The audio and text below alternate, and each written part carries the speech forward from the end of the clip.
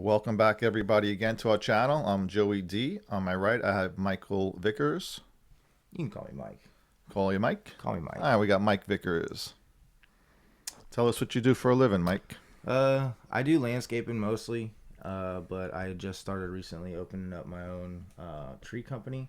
Oh, yeah? So I've been working on that for about since I think February. Really? You've got me a couple jobs, which I appreciate. I sure have. And I've made the customers happy. You know, Awesome. no complaints. Good stuff, man. Relationships goes a long way, right? Yep. Relationships do go a long way.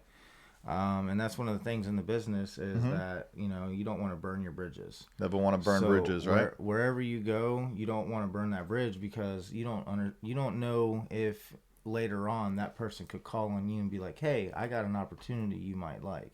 This has happened in life. Yes, later on down the road, you need something, and instead of burning bridges, you have a lot of connections. So if people know what you're capable of, yeah. If people know what you're capable of, and they come into a problem to where like they think of you, yeah, you know, and that's the thing. If you burn bridges, they're not going to think of you. Exactly. So if you keep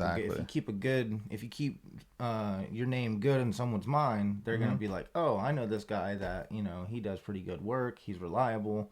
He's respectful. Yeah. You know, and that's the thing is, you know, you want to put a good face for people. Cool. But you want to treat people like, you know, they're people. Cool beans. You don't want to treat people like, you know, you're just trying to get money out of them either. That's right. So if you need any tree work, you know, New Tree LLC, tree trimming and removal services. The link for the Facebook page will be in the description. In the description down below, yeah. Yes, sir. All right, so I think we're going to do a song for a JACKYL called Lumberjack. Jack the Lumberjack Song. And that is around the Newport Richey area. It sure is, right here in Florida. All right, Mike's never heard of this band JACKYL, have you? Have you ever heard of JACKYL? No, I haven't heard of JACKYL. All right, you ever heard of AC/DC? I have heard of AC/DC. They sound a lot like AC/DC.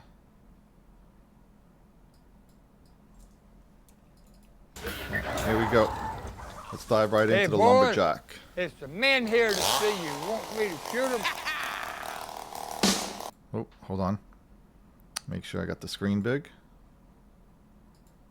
Nope, it did not. All right, let's make this bigger for everybody.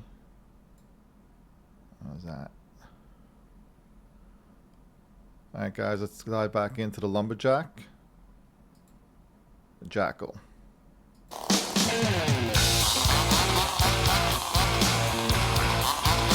Actually plays a chainsaw as a guitar.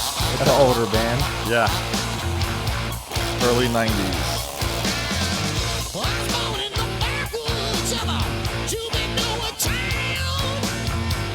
I can respect the chainsaw. So you mothers can boogie down. I ain't whistling Dixie. No, I'm a rebel with a groove. Yeah. All around the world they go round and round. When they dig on my new stainless steel sound. Oh yeah. I say I'm a lumberjack, now, baby.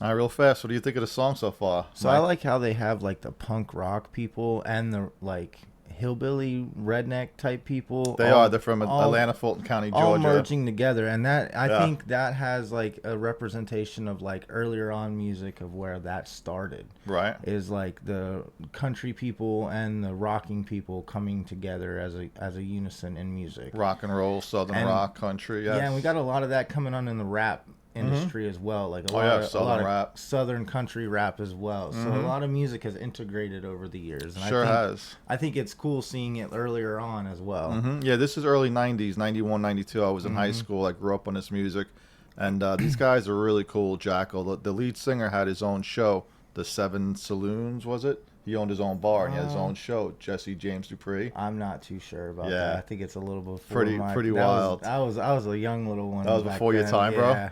All right, let's dive back into it. And it's going to be a guitar solo. Instead of a guitar solo, he plays the chainsaw. That's going to be and revs it up. That's going to be interesting. That's very interesting. Here we go. I'm a lumberjack now, baby. And you're the one that gets my prize.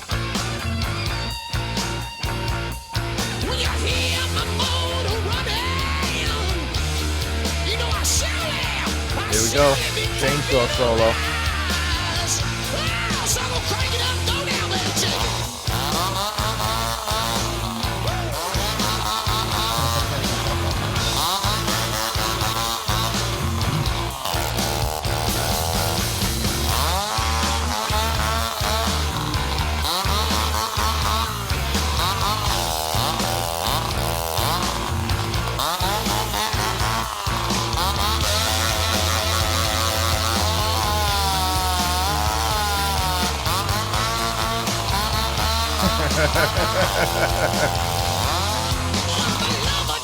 By the way, he had a couple accidents on stage with the chainsaw. Oh, I can imagine.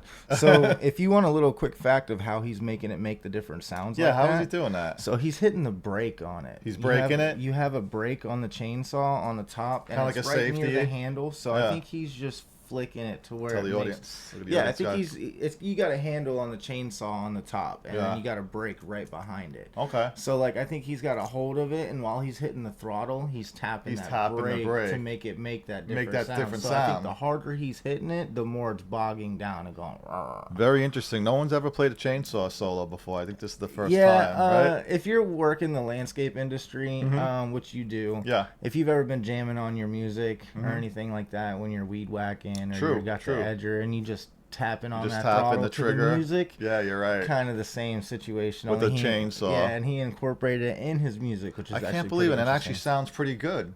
I mean, you can't write that in music. How would you write that in music? You can't. You got to listen to the chainsaw. Yeah, it's more of just going with the tempo. With the tempo of the song, with the tempo of the music. Yeah, that's pretty much all that is. Very interesting. Because I do that while I'm at work, and you do. If I'm dead walking after I've got done weed whacking or something, if I'm listening to my music on my headphones, I'll just be like. Like he was just doing. Yeah, you're right. I do with the weed whacker too. Yeah, I rev it, you know. Yeah, as you're listening to music, you get into it with the tempo, and you're just pretty like cool, beep, beep. man. So that's probably what he's doing. That's how he incorporated it into the song. But yeah, a little lesson on that. He was probably hitting the brake. To make that I never sound. thought of that. Yeah. Yeah. Wow, pretty cool. Let's dive back in.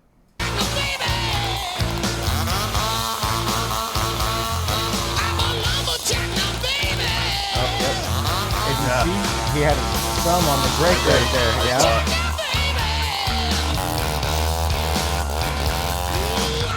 See how the chain wasn't moving? It wasn't moving. Yeah. So you're just revving it without the chain moving with the brake. Yeah, you're right. With the brake engaged. Yep.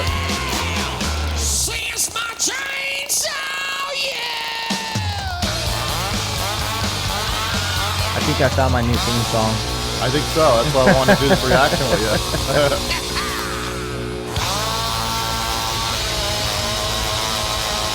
That's awesome. Instead of slamming the guitar, he cut the stool. He cut the stool. This way he got a couple accidents. He hit his knee. Oh, yeah. Had to go to the hospital. Probably right there. Yeah, I can imagine.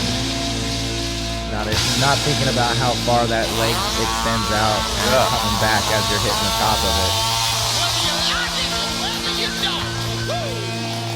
That's the way we like it. Yes.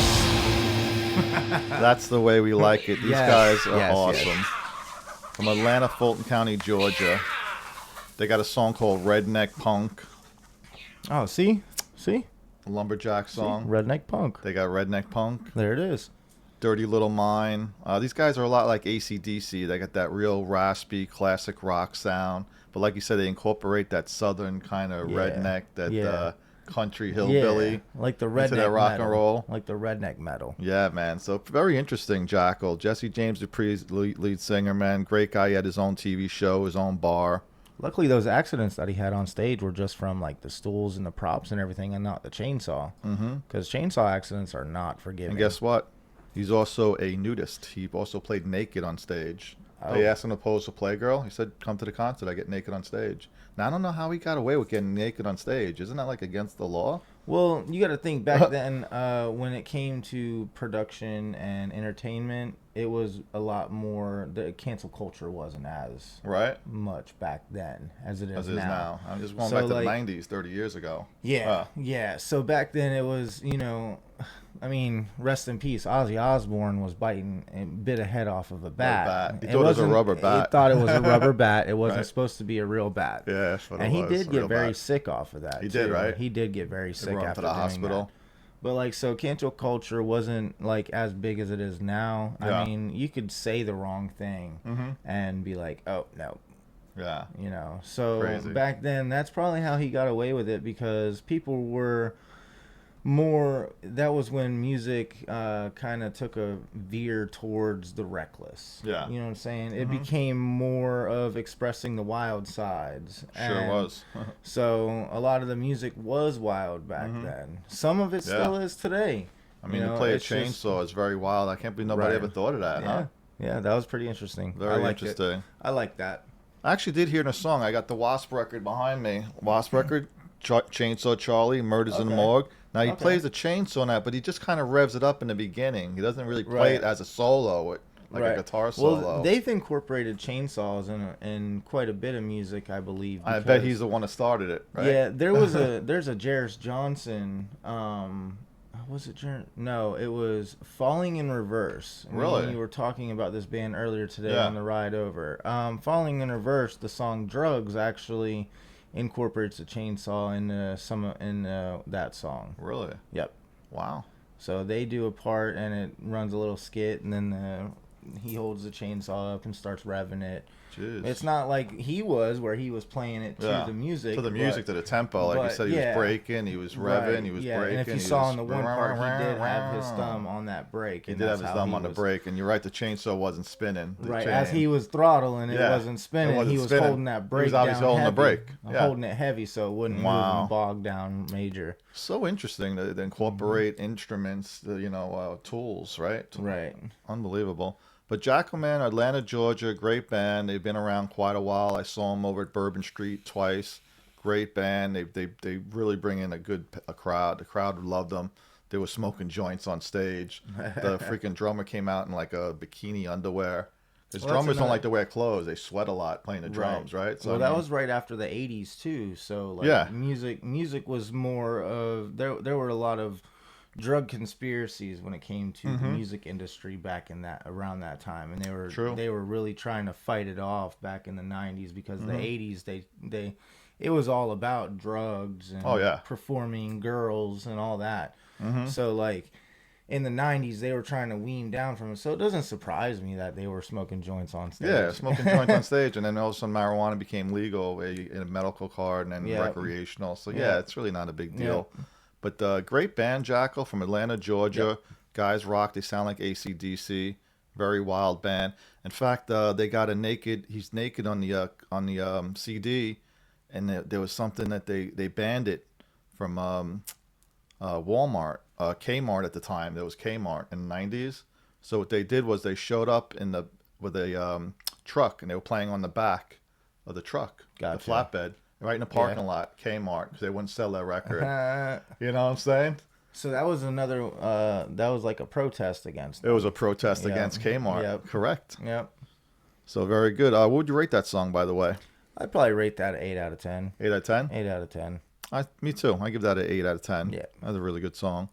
But guys, please keep on subscribing. We're up to 2,020 subscribers now. Over 225,000 views. Good stuff. Good stuff, man. I got a new guest here, Mike Vickers.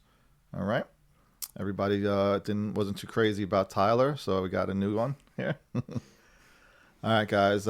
Please keep on subscribing. Give us good requests. Tell your friends. Tell your family. We're going to a lot of good ideas coming up this year. All right. I think we've said enough. I'm going to say goodbye and God bless. Love you guys.